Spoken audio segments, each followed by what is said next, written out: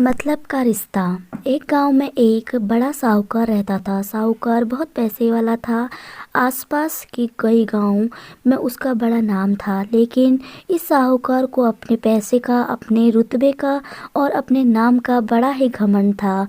वह अपने नाम को बनाए रखने के लिए बहुत ज़्यादा सोचता था और बिना किसी की भावनाओं की कद्र किए वो सब करता था जो उसे लगता था कि करना चाहिए। साहूकार को कई सालों बाद एक संतान प्राप्ति हुई।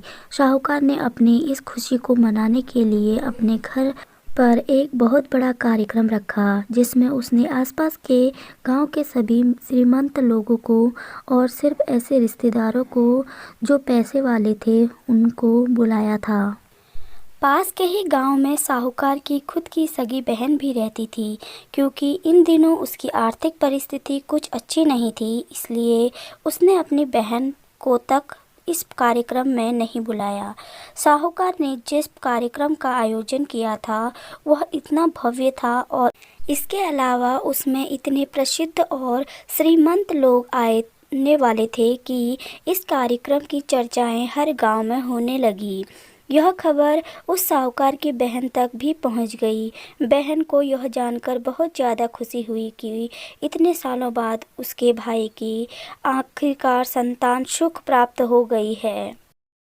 बहन ने सोचा कि भाई गलती से उसे इस बारे में बताना भूल गया होगा और अपने को भला कोई न्योता देता है क्या। भोली बहन अपने भाई से यहाँ इस कार्यक्रम में जाने के लिए तैयारी शुरू कर दी। जिस दिन वह कार्यक्रम था उस दिन बहन सुबह सुबह ही अपने भाई के घर जाने के लिए निकल पड़ी। रास्ते में अपने पुराने मैले कपड़े देख उसे ख्याल आया कि अगर किसी और के घर जाना होता तो मैंने ऐसे कपड़े में जाने को सोचती भी, लेकिन मैं तो मेरे अपने घर मेरे मायके जा रही हूँ। यहाँ मुझे ये सब सोचने की कोई ज़रूरत नहीं है। जैसे ही वह अपने मायके पहुँची, वहाँ का भव्य आयोजन देखकर वह बहुत खुश हो गई और उसे अपने भाई पर बहुत गर्व हुआ। वहाँ पर वह जल्दी से जल्दी अपने भाई को मिलकर उसकी खुशी में शामिल होना चाहती थी। वह तुरंत सीढ़ियाँ चढ़कर घर के अंदर प्रवेश कर गई। उसने देखा कि उसका भाई मेहमान के तौर पर आए सभी धनंजय और मानी लोगों का स्वागत करने में व्यस्त है।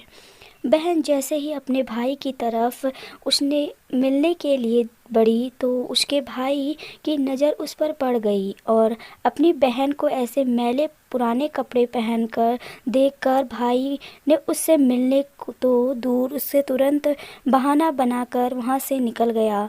बहन ने सोचा इतने लोगों में बेचारा अकेला भाई क्या क्या करे, ज़रूर उसे कुछ काम याद आ गया होगा, इसलिए वहाँ से चला गया होगा। बहन बाद में अपनी भाभी से मिलने गई। भाभी ने उसका स्वागत किया और उसे खाना खाने के लिए आग्रह किया। बहन ने सोचा ठीक है, पहले खाना खा लेती हूँ, फिर बाद में आराम से भाई से मिल लूँगी। बहन खाना खाने के लिए पलंग पर बैठी। साहूकार ने देखा कि अपनी सभी धनवान मेहमानों के बीच में उसकी गरीब बहन बैठी हुई। सभी कीमती पोशाक पहने लोगों के बीच उसकी बहन जो पुराने मैले कुचैले कपड़े पहनकर बैठी थी। यह साहूकार से देखा नहीं गया। उसने अपनी बहन को अपने पास बुलाया, भला बुरा सुनाया और वहाँ से जाने के लिए बोला। बहन ने अपने सपने में भी नहीं सोचा होगा कि उसके साथ कभी ऐसा व्यवहार भी हो सकता है और वह भी अपने खुद के मायके में। अपना अपनापन होने के बाद भी बहन तुरंत अपने घर ससुराल की ओर चली पड़ी। बहन इस बात को पचा नहीं पा रही थी कि उसके अपने भाई ने उसके साथ इतना बुरा व्यवहार किया। उसकी आंखों से आंसू नहीं थम रहे थे। रास्ते में उसे अपनी पुरानी दोस्त मिली। उस दोस्त ने उसे रोने का कारण पूछा। हालांकि बहन उसे कुछ नहीं बताना चाहती थी, लेकिन दोस्त के बार बार पूछने पर उसने उसके साथ हुए सारी घटना के बारे में बता दिया। उसकी दोस्त एक समझदार महिला थी और काफ़ी प्रैक्टिकल सोचने वाली थी। उसने कहा, अगर तुम मेरी बात मानती हो तो एक दिन तुम्हारा भाई खुद तुम्हें अपने यहाँ बुलाने के लिए माफ़ी मांगेगा। बहन ने उससे कहा कि मैं तुम्हारी हर बात मानूंगी, बताओ मुझे क्या करना होगा। दोस्त ने कहा कि तुम इस अपमान को, इस दुख को एक दिशा दो और कुछ गृह उद्योग शुरू कर दो। उसने इतनी मेहनत करो कि उस काम को तुमसे अच्छा कोई ना हो। बहन को अपने दोस्त की बात सही लगी। उसने घर पहुंचकर अपने आंसू पोंछकर उसी दिन से एक गृह उद्योग शुरू किया। उसने दिन रात मेहनत की, अपने साथ कई और गांव की महिलाओं को जोड़ा और देखते ही देखते उसका गृह उद्योग चल गया। कुछ ही सालों बाद आसपास के 50 गांवों में उसका नाम और रुतबा काफ़ी बढ़ गया और अब वह पैसों के मामले में अपने भाई से और ज़्यादा बड़ी बन गई थी। भाई को जब भी इस बात का पता चला तो उसकी बहन इतनी श्रीमंत हो गई है, तो वह सोचकर एक बार उससे मिलकर आता हूँ। वह जब अपनी बहन को उसके घर से मिलने पहुंचा तो बहन ने उसको किसी राजा महाराजा की तरह स्वागत किया। उसके पसंद का खाना खिलाया। बहन का ऐसा व्यवहार देखकर भाई को अपनी पिछली गलती का एहसास हुआ, इसलिए उसने अपनी बहन को अपने घर होने वाली पूजा के लिए आमंत्रित किया। कुछ ही दिनों बाद बहन अपने भाई के यहाँ उस पूजा पर पहुंची। जैसे ही बहन अपने भाई के घर पहुंची, उसका भाई उसके स्वागत के लिए दरवाजे पर ही खड़ा था। बहन अपनी महंगी गाड़ी से आती है। उसने बहुत कीमती साड़ी और उससे भी ज़्यादा कीमती गहने दागने पहन रखे थे। बहन का ऐसा ठाट बाट देखकर सिर्फ भाई नहीं बल्कि पूरा गांव दंग रह गया।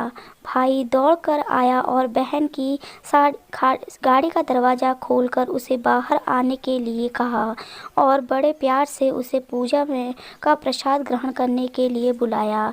बहन को इस बार 12 पकवान परोसे गए थे। चांदी की थाली में उसे खाना दिया गया था। वह साथ में एक सोने की चम्मच भी रखी गई थी। उसके बैठने के लिए बेशकीमती पाट रखा गया था। बहन को यह सब देखकर उसके वह पुराने दिन याद आ गए जब भाई ने उसे बिना खाना खिलाए ही भला बुरा कहकर वापस भेज दिया। बहन खाना खाने के लिए तो नहीं बैठी, लेकिन उसने अपने सारे कीमती दाग दगीने और जेवर उतारकर उस थाली के सामने रख दिए और खाने में से कुछ निवाले उन दाग दगीनों को रख दिए। बहन का ऐसा व्यवहार देखकर सब हैरान थे। किसी को नहीं समझ में आ रहा था कि बहन ऐसा क्यों कर रही है। आखिर वह क्यों उन जेवरों को खाना खिला रही है।